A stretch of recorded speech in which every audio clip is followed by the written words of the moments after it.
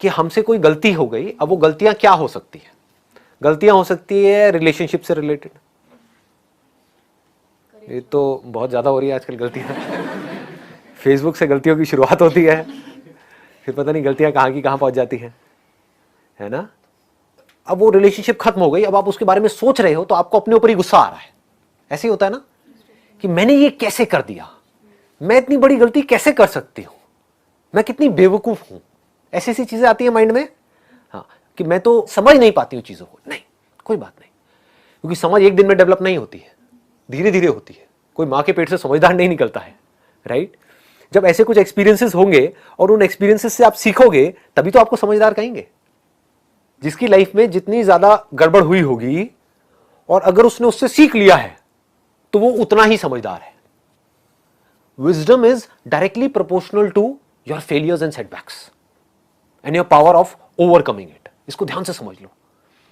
तो जो भी गड़बड़ हुई है आपकी लाइफ में, चाहे वो रिलेशनशिप से रिलेटेड हो या किसी से भी रिलेटेड हो, उसको सबसे पहले तो एक्सेप्ट कर लो कि हाँ ठीक है, गड़बड़ हुई है, and try to learn from it. तो हो सकता है आपको जवाब मिले कि कहीं मैंने कमिट करने में जल्दीबाजी तो नहीं कर दी थी इस रिलेशनशिप में। मे बी कि 4 दिन की रिलेशनशिप थी और मैंने फटाफट से डिसीजन ले लिया।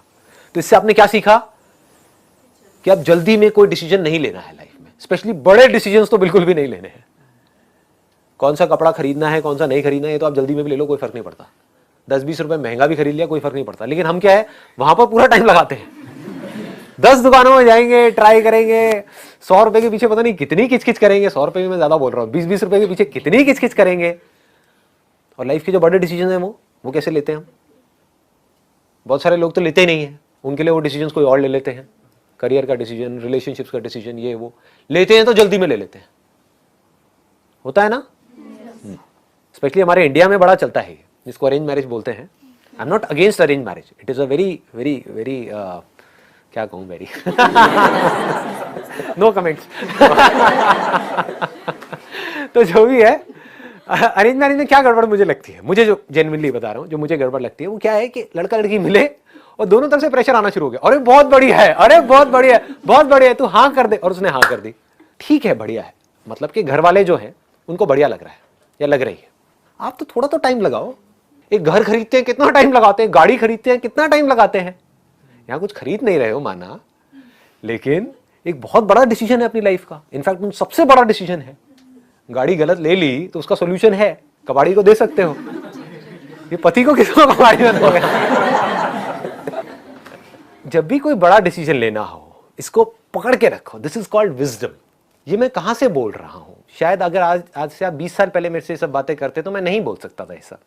मैं क्या कहता, अरे करो करो करो, और पीने मान करा, लगा 2 बियर लगा, ये करो, बाइक ना लिटा के मोड़ेंगे। मैंने सारे काम करे हैं, ऐसा नहीं करे हैं, लिटाए भी और कई बार खुद भी लेट गया। और पीछे वाला कहता है यार मैंने क्या गलती की? तो मुझे ऐसे ही ठोकता रहता है। आप समझ रहे हो? तो ये सब काम मैंने करे हैं, तो वो करके मैं अब आपको बोल रहा हूं। मैं ये नहीं कह रहा मत करो, मैं कह रहा हूं समझ लो कि ये करने से क्या होगा, नहीं करने से क्या होगा। और कर भी दिया तो उसे सीख लो, ग्रो आउट ऑफ इट। मैं ये नहीं कह रहा गलतियां मत करो। अरे मैंने खुद बहुत गलतियां करी है, तो मैं आपको कैसे बोलूंगी गलतियां मत करो?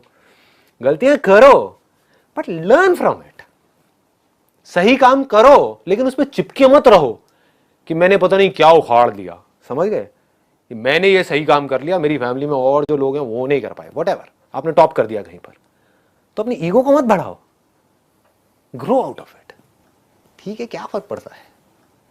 एक और एग्जांपल देता हूं। अभी जो मैंने आपको रिलेशनशिप्स का एग्जांपल दिया है कि अगर आप एक लड़की हो, आप किसी को प्यार करते हो, उसके लिए मना कर दिया आपके घर वालों ने शादी करने के लिए, और जबरदस्ती आपकी कहीं पर और शादी करा दी।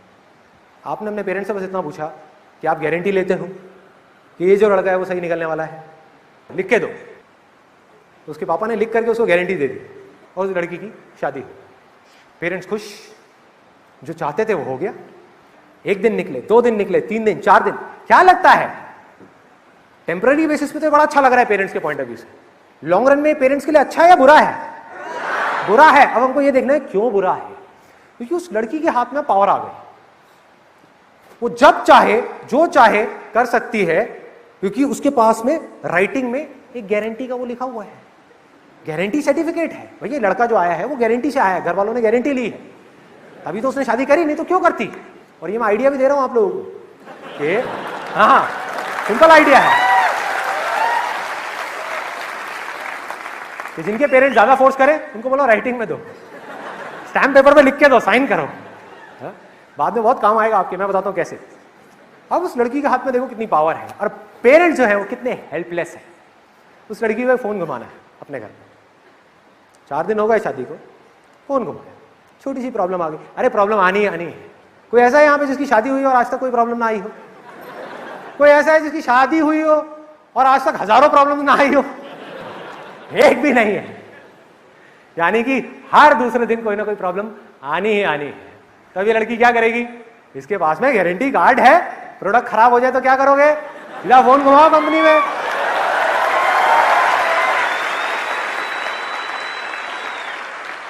चार दिन बाद उसने घर पे फोन घुमा दिया,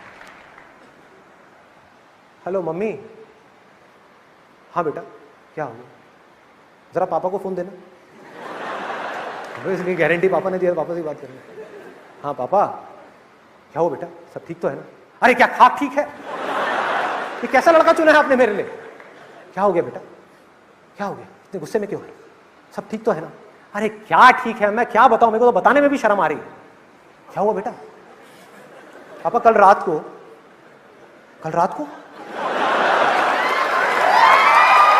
क्या हुआ कल रात को? क्या हुआ कल रात को? उसने कुछ गलत तो नहीं किया? अरे गलत क्या, सारी हदें पार कर दी।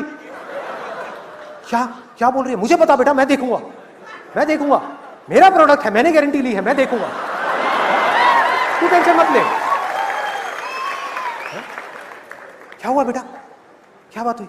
पापा कल रात को मैं जब अपने कमरे में गई, वो नाइटी पहन करके जो मम्मी ने मुझे दिलाई थी, तो उसने पता है क्या कहा? क्या कहा बेटा? उसने कहा कि तुम इसमें डार्लिंग थोड़ी सी मोटी लग रही हो। आज तक आपने और मम्मी ने मुझे कभी मोटी नहीं बोला, ये कौन होता है मुझे मोटी बोलने वाला? मैं नहीं छोड़ूंगी इसको, मैं इसको कोर्ट तक लेकर के जाऊंगी। अच्छा खासा मैं आपको कह रही थी, एक बार नहीं मैंने आपको 10 बार कहा कि करा दो मेरी शादी संदीप महेश्वरी से।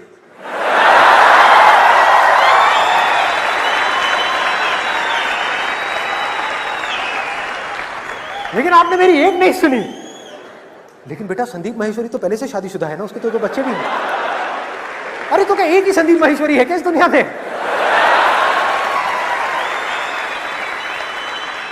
और पापा भी बेचारे टेंशन में। हाँ बेटा मैं कल शाम को आता हूँ फ्लाइट पकड़ करके। कल शाम को नहीं, आपको कल सुबह यहाँ पर आना है और इससे बात करनी है कि आज के बाद अगर मेरे साथ में ऐसी बदतमीजी करी तो मुझसे बुरा कोई नहीं होगा। ठीक है बेटा, जैसे तुम कहो। क्या करेंगे माँ बाप? तो हुआ क्या? पहले बच्चों की डोर माँ बाप के हाथ में थी, अब इन माँ बाप की डोर उस बच्चे के हाथ में है, क्योंकि ये बच्चा बड़ा हो ही नहीं पाया। अपने दम पर डिसाइड किया होता कि मुझे ये करना है तो रिस्पॉन्सिबिलिटी उसकी होती।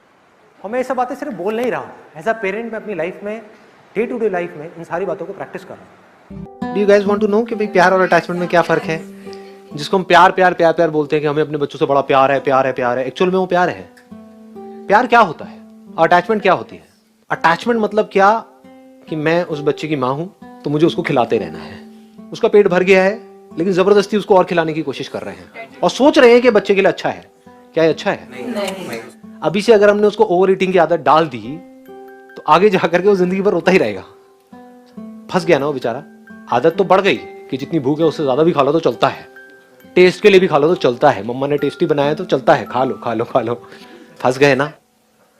अटैचमेंट में क्या होता है कि हम हमेशा वो करना चाहते हैं उसके साथ में जो हमें सही लगता है, जो हमें अच्छा लगता है। बल्कि सही तक भी बहुत कम लोग पहुंच पाते हैं।